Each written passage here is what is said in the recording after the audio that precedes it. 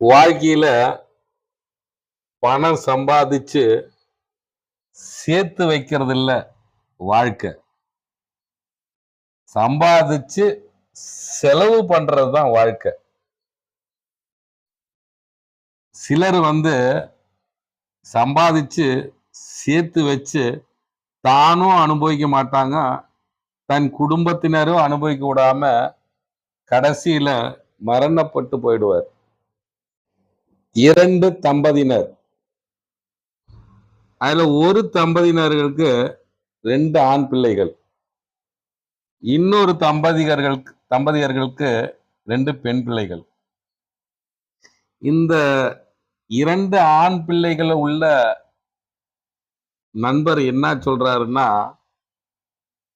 நான் கஷ்டப்பட்டு உழைச்சு என் ஆண் பிள்ளைகளை படிக்க வச்சு ஒரு நல்ல வேலையை வாங்கி கொடுத்து நல்ல இடத்துல திருமணம் முடிச்சு ஆளுக்கு ஒரு வீட்டையும் கட்டி கொடுத்து, அப்பா இதுக்கப்புறம் நானும் என் மனைவியும் இவ்வளவு காலமா குடும்பத்துக்காக பிள்ளைகளுக்காக கஷ்டப்பட்டோம்.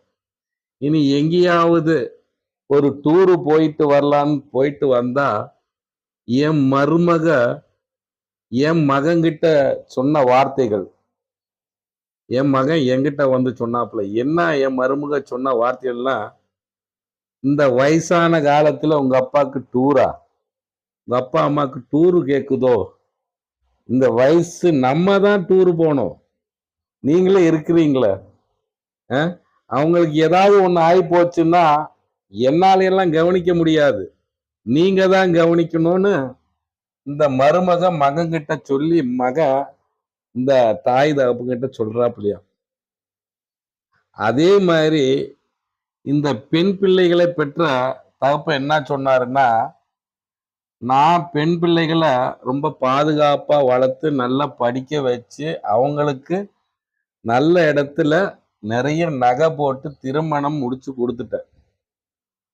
அதுக்காக ரொம்ப உழைச்சேன், எல்லா விஷயத்தையும் தியாகம் பண்ணி. அதுக்கப்புறம் நானும் என் மனைவியும் ஒரு டூரு போலாம் அப்படின்னு நினைச்சு டூருக்கு போனா என் மக கிட்ட சொல்ல வார்த்தை, இன்னும் அவங்க அப்பாவுக்கும் அம்மாவுக்கும் சும்மா இருக்க முடியலையா, இருக்கிற காசையெல்லாம் காலி பண்ணிடுவார் போல இருக்க, உங்க அப்பா அம்மாவுக்கு ஆண் பிள்ளை கிடையாது, கடைசி காலத்துல எல்லாம் ஓட்டாணி ஆன பிறகு எங்கிட்ட தான் வருவாரு, நான் பார்க்க முடியாது, என்னால பார்க்க முடியாது அப்படின்னு இந்த பெண் பிள்ளையை பெற்ற தகப்பன் சொன்னார்.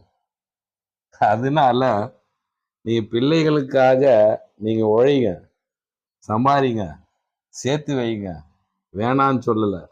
ஆனா அதன் கூடய நீங்களும் சந்தோஷமா இருக்கிறதுக்கும் பயணம் பண்றதுக்கும் நல்ல ஆடை உடுத்துறதுக்கும் நல்ல உணவு உண்றதுக்கும் முயற்சி செய்யுங்க.